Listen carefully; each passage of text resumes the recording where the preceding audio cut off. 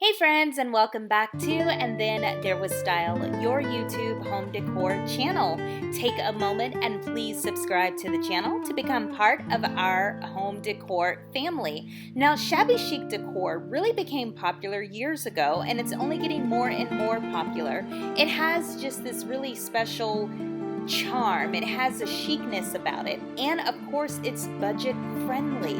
You can get things out of your grandma's attic, you can go to the flea market, you can go to the Goodwill. It's all about showcasing items that are really simplistic but have a worn look. Pastels and whites, they are awesome for shabby chic style.